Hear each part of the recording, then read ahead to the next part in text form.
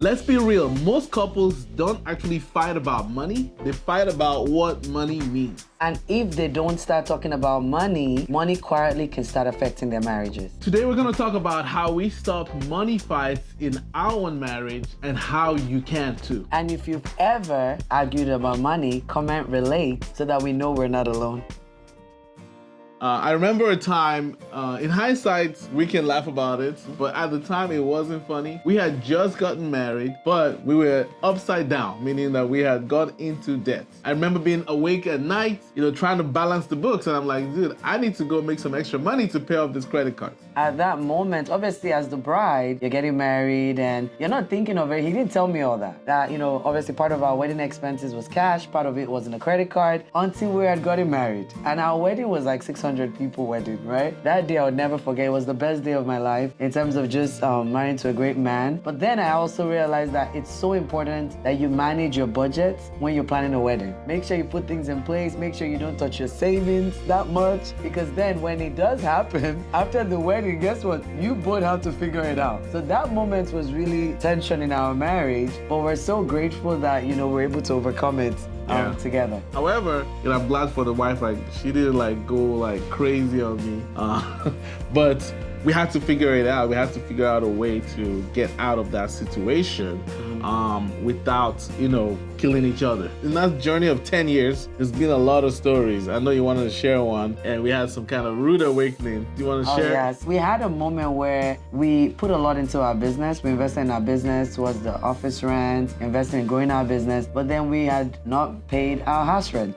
And it was interesting because my first son, Daniel, was a baby and my mom was visiting at that time. So imagine seeing an eviction notice on your door. And you see the eviction notice that, okay, you're so behind in rent. And my mom is looking at me and I'm looking at Obi. And at that point, I wouldn't lie, I was just like, Obi, you know what? Just continue doing what you're doing in business. I'm just gonna go get a job. Because I felt like I had to control what is at hand at that moment, especially because we had a little baby that we had to take care of. So that moment also caused tension, right? But guess what, guys? This is not laughter, right? We're laughing about it right now, but it wasn't funny back then. Thankfully, God came through, right? In so many different ways. Typically, money triggers arguments. I think majority of arguments between couples is money related. I believe it's because of the security, financial security for each person is the number one thing. Security they want in life. So either, man, am I gonna have food on the table? I'm gonna be able to pay the bills. Am I gonna be able to survive or do the things that I want to do? And so when that security is not there, it creates some kind of fear and anxiety, and it comes out in the form of arguments and disagreements. And I think for me, I believe what also puts us in that situation in terms of arguments and why money is because I'll say obviously is lack of communication and lack of planning. And the reason why I say communication is there are times that, as a spouse, you feel like, oh, I can deal with this. We're going through this financial challenge. I don't want to tell the wife because I can handle it. And then you don't say anything, and then the wife finds out when there's an eviction notice, or she finds out when the car gets taken. And that's usually what causes even more of the argument, because it could have been like, oh, you should have told me, right, when this was happening, or when you noticed that we're behind, so that we could find a solution together. We want to have a roof over our head, right? Want to make sure the bills are paid, the electric bill, the gas bill, every single thing that would make the kids feel comfortable, right? Because that's what we're in right now. You want to make sure you talk about it and plan towards it and have a budget, so that you don't find yourself in that situation. So there were a lot of things I misunderstood about Obi, but obviously as you get to know the person better, even in marriage, you get to understand them better in terms of why they do certain things. I'm a deadline type person, so if I set deadlines where it's like, oh, I want to have $10,000 in savings by this deadline, I'm going to do whatever it takes to get it done. And then for Obi, he's not the person to stress. I could stress, trust me, when I'm worried or I just have so many, I'm not meeting my deadline. But then for him, he doesn't like stress. So even if he doesn't meet his deadline, he's okay with knowing, okay, we'll get there, right? So that was something I had to understand, that maybe that's his type. and his style, because the truth is we actually still accomplish what we want to do. I think that's a good point. Maybe we switched places, maybe in terms of like the way I saw how she responded to maybe financial things. I felt like maybe in the beginning she didn't really care too much about money matters or whether or not things are, either we're able to afford things or not. In the beginning, that's the sense that I got, that even when I was looking for a way to make extra income, I wasn't even looking at, asking her to go help. I need to go find something else I need to do to bring additional income. All right, so I didn't really want to put it on her, but I think later on, as we grew together, she saw how much she also wanted to be involved in that process of making sure that financially we're okay. Because, we were working on, medical school. That was her path at that time. She was still in school. Sometimes I think, like you said, communication, having a philosophy, understanding each other's, the way they view money and what's their non-negotiables, what's important to them. I think we would have done better in the beginning to have that conversation, that clear conversation, even before going into marriage. And you also don't want to make assumptions. You don't want to assume that, the person has it all figured out in both sides. So I think don't make any false assumptions. Just communicate, talk about it, and see how you can help each other get to that next level. Growing up in a pastor's house, like a minister's house, my dad was a minister for many years. We read the Bible.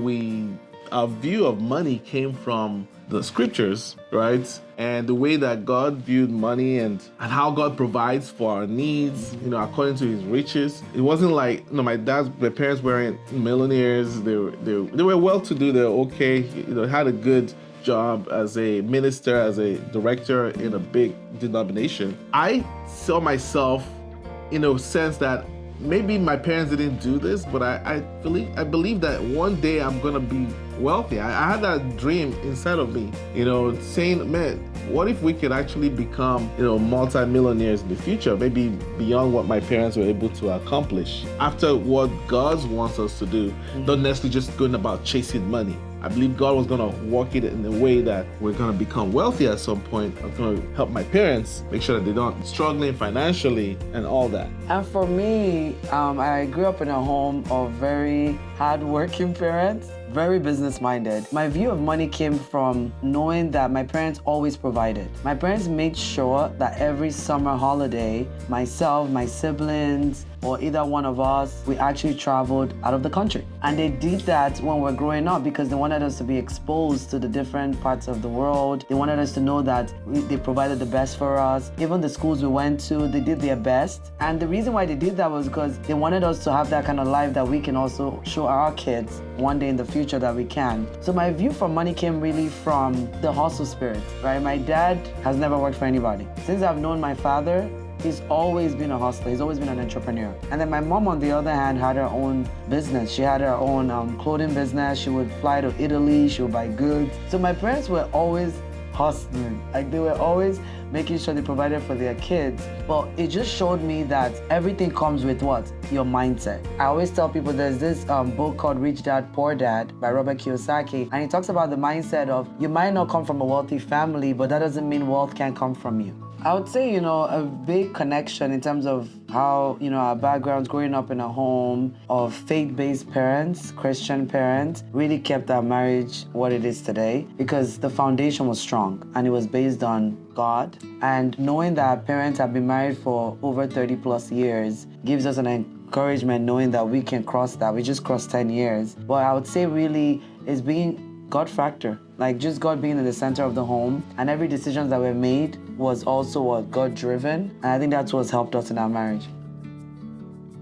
Things have really changed since the beginning in terms of, number one is more communication, where we are financially based on our goals. I think that's probably one of the things that we've talked about a little bit more is our goals and how that affects how much money we need, how much we spend. So sometimes you have goals that might be bigger than what you have right now, but you still have to talk about it because that's going to affect you, how you plan, how big you think. It's going to attract opportunities to you that maybe you didn't really think about. If it's not a necessity, only if it's on sale. And if it's on sale and it's needed, I buy 2 or buy 3, Anxiety comes from not communicating, causes frustration. You know, what has helped us a lot in terms of, to avoid setting, I'll call it money fights, is basically having, that budget conversation at the beginning of the month where we look at, okay, what is our budget for cooking, for food? What is our budget for groceries? What is our budget for even incentives? Because we do a lot of incentives for the team in our business. And having that conversation at the beginning of the month and both being on the same page not to go over that budget. And then the other part is also...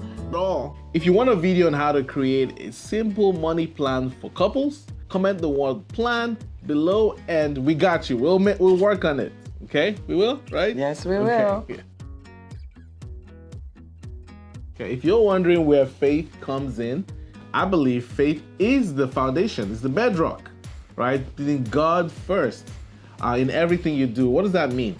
Doesn't mean that, you talk about God in everything, but it's like the first thing you think about, the first person you want to please. Most times, a lot of people want to please themselves. Or they want to please their spouse. But the first person you want to please is the Lord, is Jesus. And he talked a lot about money. He talked about, the roots of being the root of all evil. And so if you can trust in God, trust your finances to God, then he creates the foundation where you can build upon, trusting him to provide. It's not the husband or the wife that's going to do the providing. It's God that provides through people. Right? And he gives you the ideas. He gives you the wisdom to make wealth. He gives you the ideas to budget properly and to be responsible with your finances and to relate to people and have the right communication without going to argument. Have understanding. That's how faith will drive everything and move it in the right direction. So faith changes the fight. So instead of having to fight for money, you get to fight for unity, to grow together, to be able to get to that next level of what God has called you to do. And the Bible says a threefold cord cannot be broken. So faith in God, husband and wife together, that's what creates the right ingredient for a successful marriage. If you want a stronger marriage, you have to learn how to talk about money with love and patience. Money doesn't actually break marriages, but silence does, pride does, avoidance does. But unity can fix anything. If this video helped you, comment unity so we know you like this kind of content. So if you're looking, subscribe to Move Love. So if you're building your marriage, if you're building your marriage, your faith, and your finances, subscribe to Move Love and join the family.